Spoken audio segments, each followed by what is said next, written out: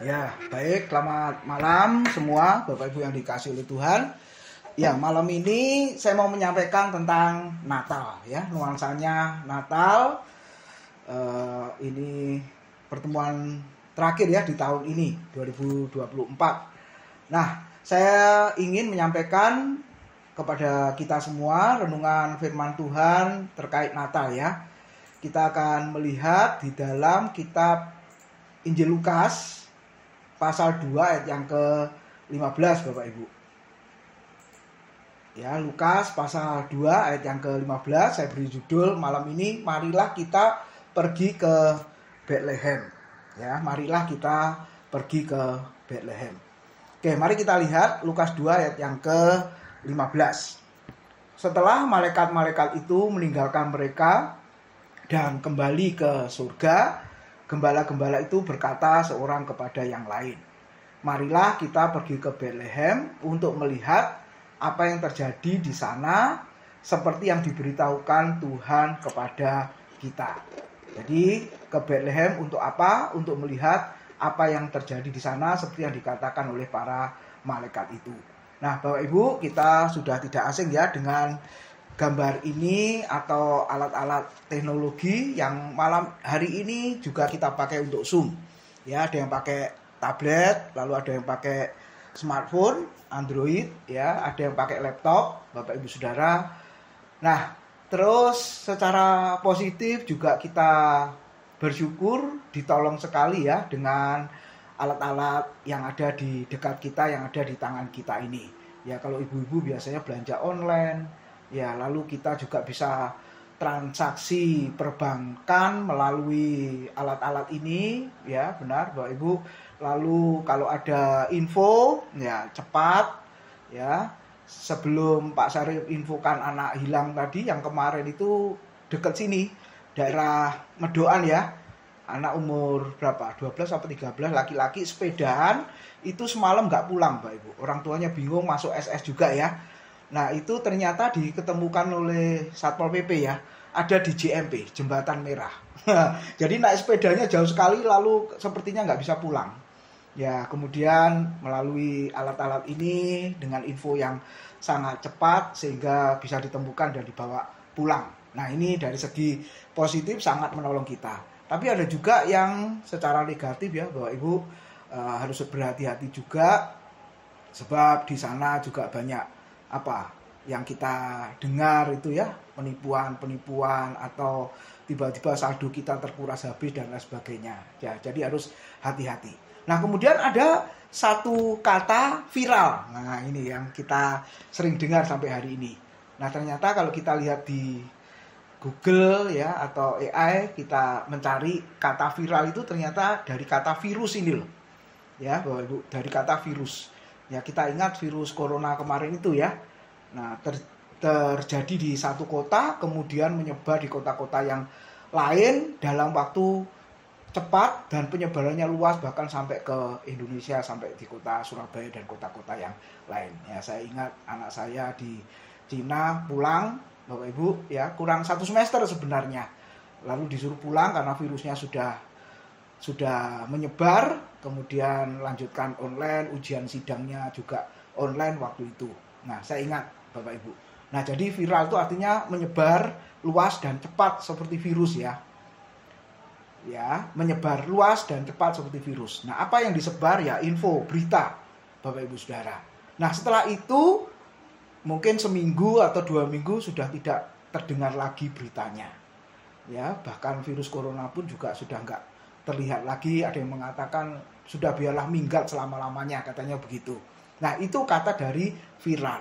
Nah, dari ayat-ayat yang kita baca tadi Bapak Ibu, bukankah ya malaikat Gabriel ya memviralkan ya saudara, memviralkan berita tentang kelahiran Yesus. Setuju kalau kita pakai bahasa konteks sekarang ya.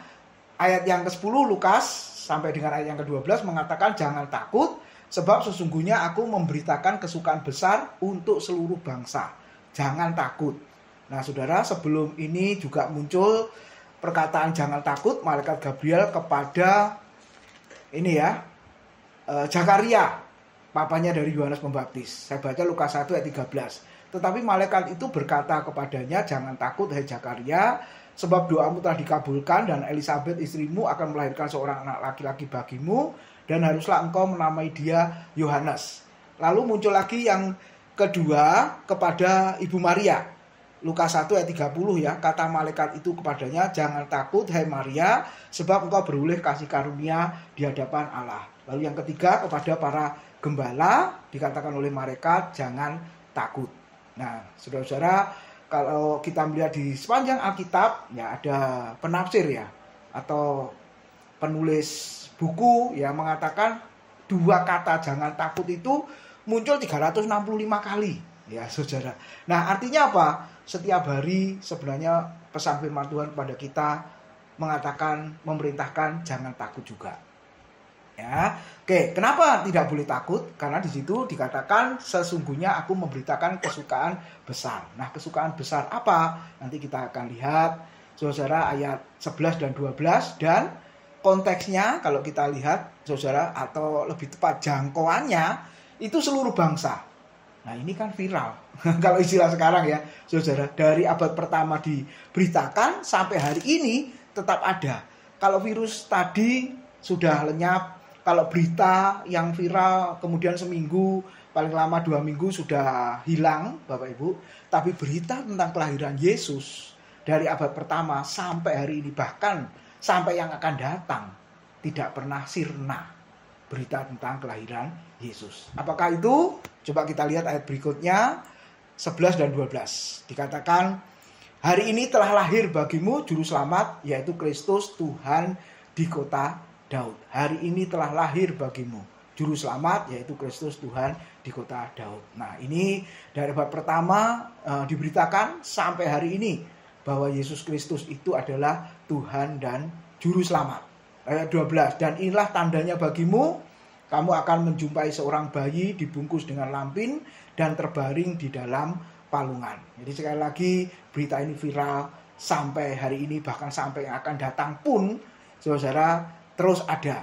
Bukan hanya kita dengar, kita sampaikan, khotbahkan di bulan Desember saja, nuansa Natal, tapi setiap saat, setiap waktu kita menyampaikan itu. Lalu ayat yang ke-15, kalau kita lihat respon dari para gembala. Ya, tadi dikatakan marilah kita pergi ke Betlehem untuk melihat apa yang terjadi di sana, seperti yang diberitahukan Tuhan kepada kita. Setelah para gembala mendapatkan berita kesukaan itu, saudara, berita apa? Hari ini telah lahir bagimu juru selamat, Yesus, yaitu Tuhan di kota Daud. Maka mereka akhirnya pergi ke Betlehem. Marilah kita pergi ke Betlehem untuk melihat apa yang terjadi di sana, seperti yang dikatakan para malaikat tadi.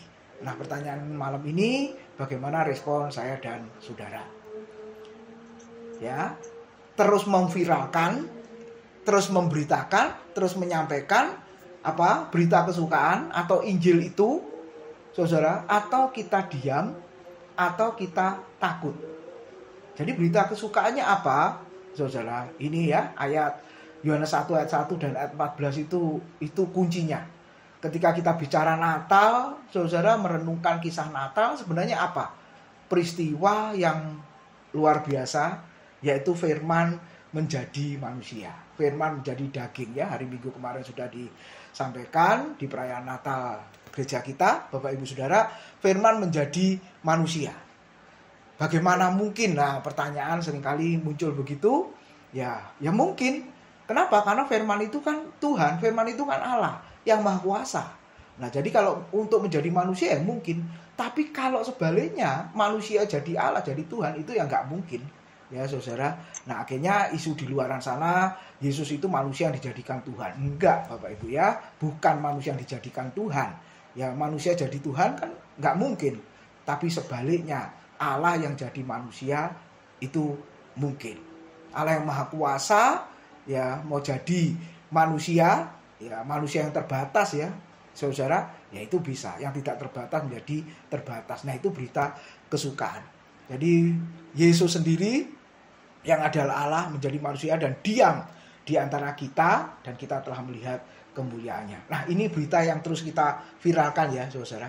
Saya ingat apa yang dikatakan Pak Sarif, kalau ada makanan enak saja kita sudah cepat info, lalu kita pasang di status mungkin, atau kirim ke grup WA dan lain sebagainya.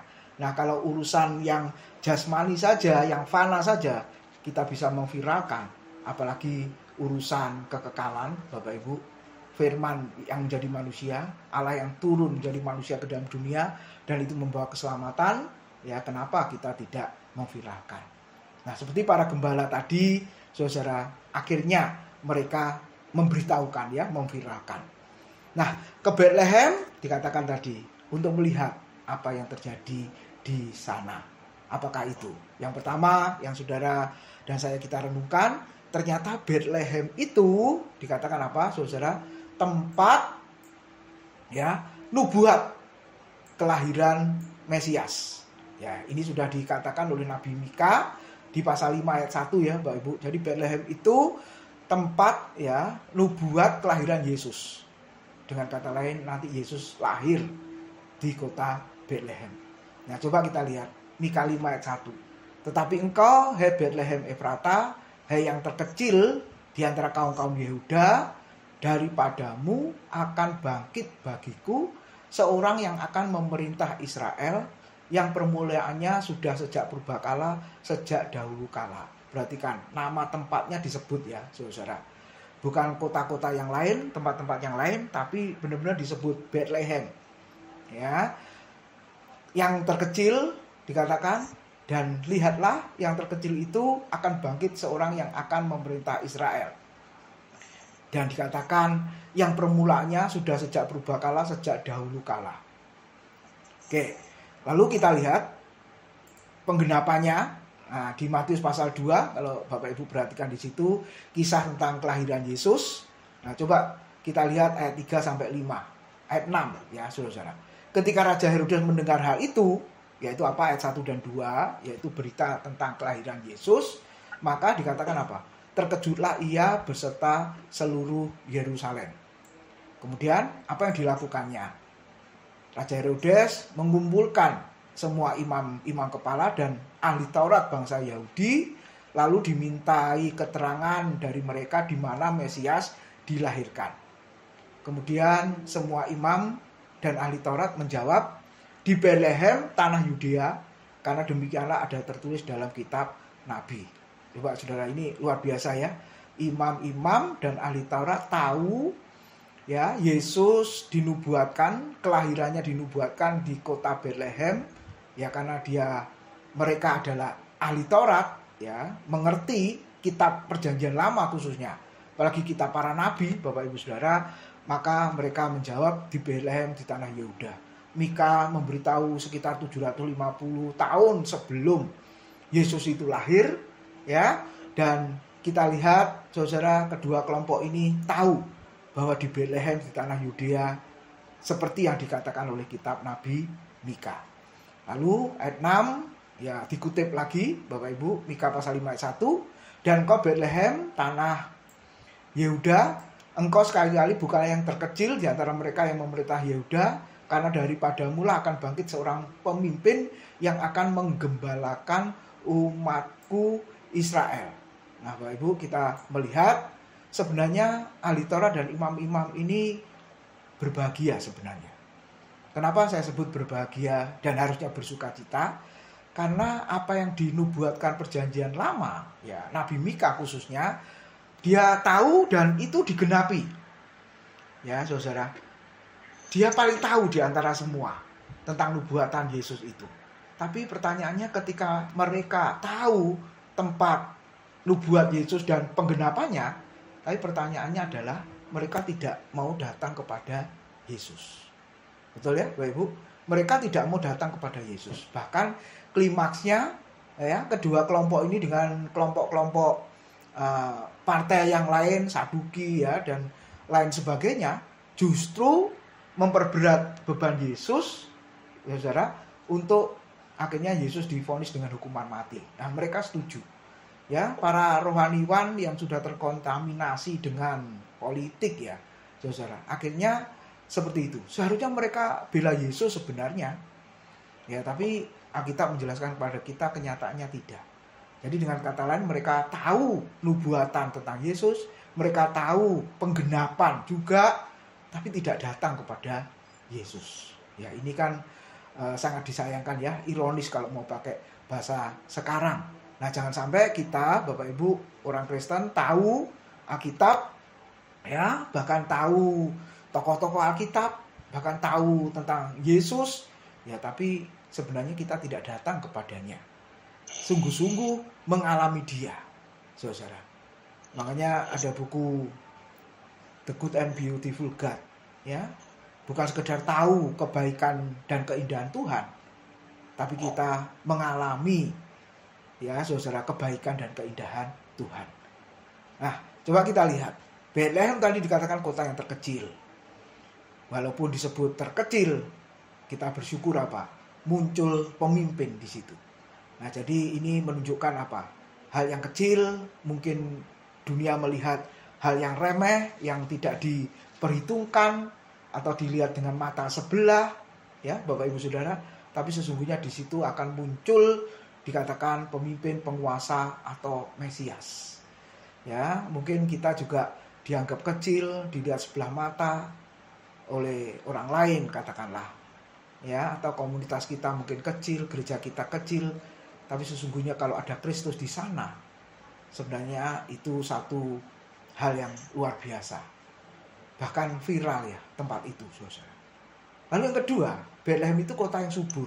Nah, buktinya gembala-gembala mengembalakan kambing domba jumlahnya ratusan bahkan ribuan dan tidak pulang ya, Bapak Ibu, tidak pulang. Jadi kawanan dombanya dibiarkan begitu saja untuk makan rumput yang ada di Bethlehem itu. Dan dari kata Ibrani Bet dan Lechem, dari dua kata Bet dan Lechem. Bet itu rumah, Lechem itu roti. Jadi Bethlehem itu artinya rumah roti, ya simbol dari makanan, simbol dari kelimpahan, ya saudara, dari makanan rohani itu sebenarnya. Nah, siapa pemimpin, siapa penguasa, siapa Mesias yang dikatakan Alkitab tadi sudah ada sejak kekekalan. Ya, ini tidak bicara manusia biasa sebenarnya. Ya, walaupun kepercayaan yang lain mengakui tentang Kristus, tapi sebatas manusia. Ya, saudara, sebatas manusia saja. Tapi sebenarnya firman Tuhan sudah memberitahu kepada kita bahwa dia sudah ada sejak kekekalan. Ya, siapa? Ya sangat jelas ya, Yohanes 1 ayat 1 dan ayat 14 itu. Pada mulanya adalah firman, firman itu bersama-sama dengan Allah, dan firman itu adalah Allah. Pada mulanya. Ya, pada mulanya itu ya dari kekekalan, sebelum segala sesuatu ada, dia sudah ada. Dan kita lihat firman itu, ya, Allah yang menjadi manusia turun, datang ke dalam dunia yang berdosa. Nah, ini yang kita lihat sesungguhnya dari berita Natal yang harus diviralkan. Jadi Natal bukan sekedar perayaan ya tahunan, saudara, yang biasa kita rayakan ya. Ya memang kita rayakan, saudara, mungkin di tempat lain lebih meriah dari gereja kita, katakanlah mungkin dihadiri lebih banyak dari yang diharapkan. Yang minggu lalu saya khotbah di sebuah gereja, jemaatnya itu loh nggak sampai 100 Bapak Ibu ya. Tapi ketika Natalannya itu di rumah makan, kemudian di data siapa yang mau ikut, kemarin ketua panitianya memberi info, saudara-saudara Natalan minggu besok ya katanya, itu yang sudah terdaftar ikut hadir Natal 200 lebih. Kemana semua itu ya. Nah, padahal jemaatnya nggak sampai 100, tapi yang hadir bisa 200 lebih, saudara. Sampai ketua panitianya berkata bersyukur, katanya begitu ya. Nah, diharapkan bukan hanya Natal saja yang hadir sampai 200, tapi setiap ibadah itu hadir. Nah, bukan sekedar itu sebenarnya, tapi esensinya dari Natal adalah Sang Firman, yaitu Allah itu sendiri menjadi manusia. Manusia yang lahir tadi, saudara, seperti bayi ya, seorang bayi. Oke, jadi yang pertama Bethlehem itu adalah tempat nubuat Mesias dilahirkan, dan yang kedua tempat penggenapan nubuat. Ya, di dalam Lukas 2 ayat 15 tadi, marilah kita ke Bethlehem untuk melihat apa yang terjadi di sana. Jadi sekali lagi saudara, apa artinya melihat? Ya kan mengalami. Jadi ini bersyukur sekali para gembala, Bapak Ibu, orang yang dianggap remeh juga pada masa itu, ya, pekerjaan yang sangat hina, ya mungkin juga dikesampingkan oleh orang-orang pada umumnya, ya golongan ke bawah itu para gembala, tapi bersyukur dan bersukacita justru Tuhan hadir, saudara, kepada mereka semua.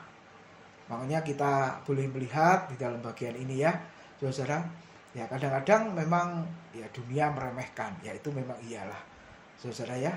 Bahkan mendengar apa yang kita lihat dia punya segala sesuatunya, ya entah materi, entah power dan lain sebagainya. Tapi sebenarnya Tuhan mengajarkan apa di sini? Ya, dari Allah yang maha mulia, Allah yang maha tinggi, dia benar-benar mau rendah sekali ya, saudara. Bahkan lahirnya di palungan. Ya, memang tidak ada tempat bagi Yesus. Lukas 2 ayat 7 mengatakan, dan ia melahirkan seorang anak laki-laki, anak yang sulung, lalu dibungkusnya dengan lampin dan dibaringkannya di dalam palungan, karena tidak ada tempat bagi mereka, yaitu Maria, Yusuf dan bayi Yesus di rumah penginapan. Tidak ada tempat bagi Yesus. Akhirnya diletakkan di sebuah palungan, ya, yang hina. Lalu juga ada binatang-binatang, dan yang kedua apa, aromanya ya, pasti ini bau sekali. Tapi kita bisa melihat raja yang baru dilahirkan tidak di istana yang megah, tapi di tempat yang mungkin dilihat sederhana, kotor, bahkan menjijikan, saudara. Tetapi para gembala yang diberi anugerah pertama kali untuk melihat bayi Yesus itu. Nah, melihat apa yang terjadi, ini menunjukkan pengalaman ya, saudara. Dan akhirnya apa? Mereka, kata Alkitab, bersuka cita. Akhirnya mereka cepat-cepat berangkat ke Betlehem untuk melihat apa yang terjadi. Nah, saudara, kekristenan ya kemarin juga disinggung, bukan agama ya. Kalau agama melakukan ini, melakukan itu, ya mentaati ini, mentaati itu, saudara. Mengetahui ini, mengetahui itu, ya itu agama. Tapi sebenarnya kekristenan bukan sekedar mengetahui, bukan sekedar melakukan apa yang diperintahkan, memang itu ya. Tapi itu semua merupakan akibat setelah apa? Tadi dikatakan melihat atau mengalami, saudara, bayi Yesus itu. Nah, satu contoh Simeon di Lukas ya, Bapak Ibu, di dalam pasal yang ke-2 ayat yang ke-25, 26 dan 30 ya.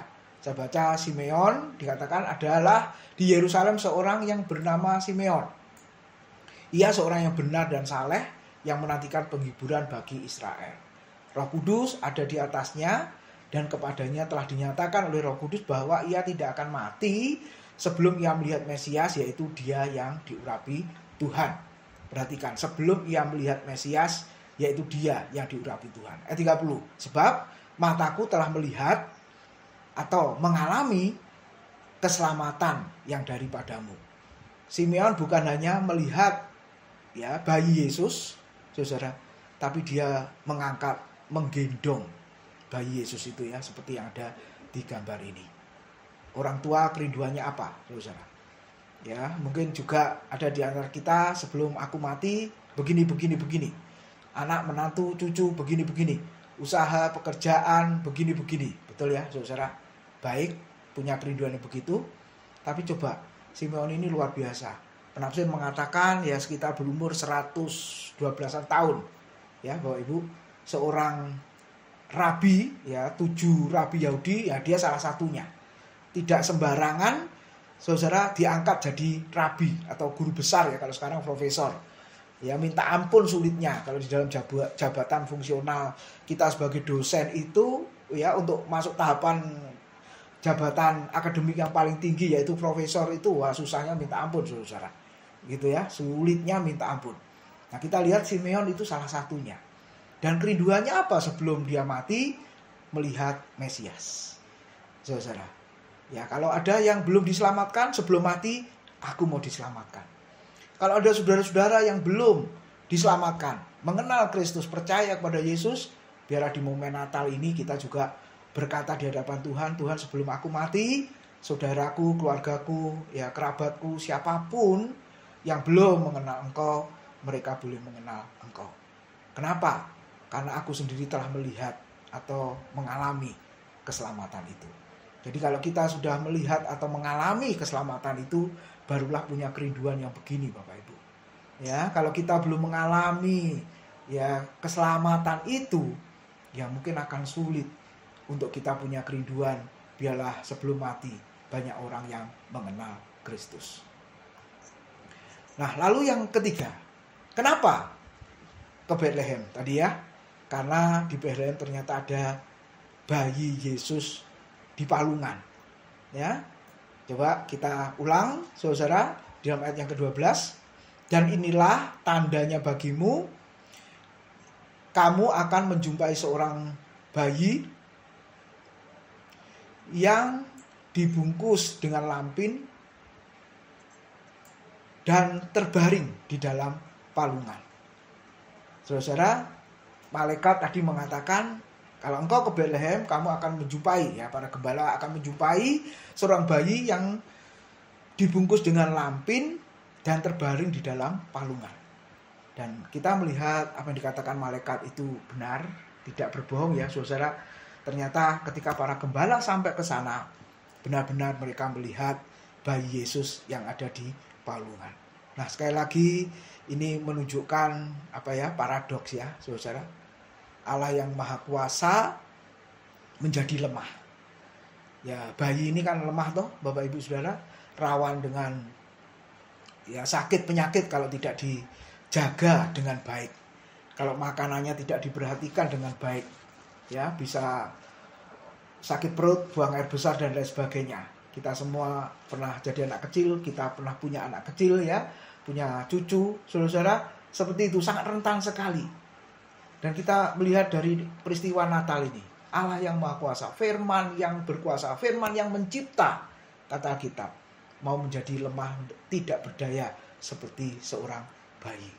Lalu apalagi? Allah yang maha mulia mau menjadi hina. Ya, saudara, ditempatkan di palungan. Ini benar-benar satu tempat yang sangat hina kan? Kita saja walaupun miskin katakanlah, tidak mungkin lahir di tempat yang seperti ini ya, saudara-saudara. Karena kita tadi mengatakan tidak ada tempat bagi Yesus. Ya, lalu Allah yang mulia, Allah yang maha tinggi mau menjadi rendah. Filipi pasal 2 itu berita Natal yang luar biasa ya. Tidak mau menyetarakan dengan Allah sebagai milik yang harus dipertahankan, melainkan telah mengosongkan dirinya dan mau jadi hamba, lalu mau mati di atas kayu salib. Kematian yang benar-benar memalukan ya saudara. Lalu dia yang kaya raya, punya segalanya, mau menjadi miskin ya saudara ya.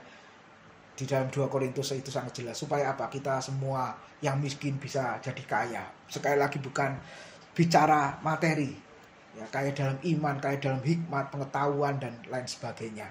Nah, Natal mengajarkan itu. Makanya kita belajar seperti gembala. Kita belajar di dalam kehidupan Kristen kita, kehidupan sehari-hari kita. Ya, saudara, apa yang bisa kita banggakan, kita sombongkan di hadapan Dia. Ya, saya masih ingat ada hamba Tuhan yang berkata, sebenarnya yang pantas sombong itu Yesus. Dia kaya, dia mulia, dia punya kedudukan yang tinggi, dia terkenal dengan maha-maha. Ya, kalau dia sombong itu wajar. Hanya dia saja yang pantas sombong sebenarnya.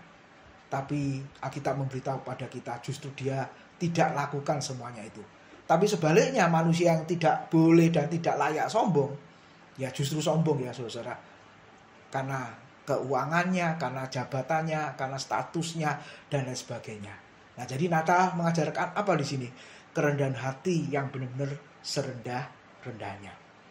Nah, kita lihat palungan itu tempat makan domba, ya betul ya saudara. Tapi yang kedua jangan lupa tempat domba itu berkembang biak. Ya, jadi bukan sekedar tempat itu disebut palungan, tapi di sekelilingnya itu ya itu termasuk palungan juga. Ya, saudara, saya baca bukan hanya tempat makan domba, tapi tempat domba itu berkembang biak. Nah, lalu apa maknanya bagi kita? Ini yang terakhir ya, saudara. Nah, ketika para gembala tadi berkata, mari kita pergi ke Betlehem. Ya, sama seperti kita malam hari ini. Ayo kita pergi ke Betlehem. Ngapain? Ingin melihat bayi Yesus di situ. Nah, siapa Yesus itu? Tadi kan dikatakan palungan tempat makan ya, saudara. Ya, ini maknanya kalau kita lihat di Yohanes 6, kalau Bapak Ibu baca ayat 44 sampai 51, ya kesimpulannya apa? Yesus itu mengaku dirinya sebagai roti hidup yang telah turun dari surga. Ya, memang asalnya dari surga ya. Jika seorang makan dari roti ini, ia akan hidup selama-lamanya. Dan roti yang kuberikan itu ialah dagingku yang akan kuberikan untuk hidup dunia. Jadi Bapak Ibu, seolah-olah kita berkata, mari kita pergi ke Betlehem untuk melihat bayi Yesus. Bapak Ibu Saudara, kita seolah makan ya roti hidup itu. Ya, apa artinya? Ini figuratif. Kita percaya kepada Dia, mengajak orang-orang lain di dalam momen Natal ini untuk mempercayai Yesus sebagai roti hidup. Kalau kita percaya kepadanya, dikatakan apa? Kita akan hidup selama-lamanya. Kalau makan roti ini, mana ini, Tuhan berkata seperti orang Israel di padang gurun selama 40 tahun, kamu akan mati. Tapi kalau makan roti yang kuberikan kepadamu, yaitu dikatakan apa? Gambarannya dagingku yang akan kuberikan untuk dunia. Dia akan mati ya, saudara, di atas kayu salib, ya, dagingnya, tubuhnya hancur, ya, dipaku, ya, saudara. Perhatikan di sana, itu artinya ya dagingku diberikan kepada dunia supaya saya dan saudara yang percaya kepadanya akan hidup selama-lamanya. Lalu yang kedua, yang terakhir, kita diingatkan apa? Orang percaya itu bagaikan domba-domba Kristus yang harus melahirkan jiwa-jiwa yang diselamatkan. Seperti Kisah Rasul 2:47 itu luar biasa ya, saudara. Tuhan menambahkan dengan jiwa-jiwa yang diselamatkan. Nah, seringkali kita hanya bangga kalau gereja dipenuhi dengan jiwa-jiwa. Titik. Bahkan doa kita supaya kursi-kursi yang kosong dipenuhi dengan jiwa-jiwa baru dan lain sebagainya. Tapi pertanyaannya, apa mereka adalah jiwa-jiwa yang diselamatkan? Ya, buat apa gedung gereja dipenuhi dengan orang-orang yang belum diselamatkan, bahkan tidak diselamatkan? Buat apa sebenarnya? Gereja penuh dengan orang-orang seperti itu, ya buat apa sebenarnya? Tapi sebenarnya doa kita harus lebih mengerucut lagi ya. Kita harus melahirkan bukan sekedar orang Kristen yang jumlahnya mungkin banyak, tapi yang terpenting adalah kita harus melahirkan jiwa-jiwa yang diselamatkan. Ya, oke, kiranya selamat bersukacita merayakan Natal Bapak Ibu Saudara tahun ini dan menyambut tahun baru 2025 dengan penuh pengharapan. Immanuel.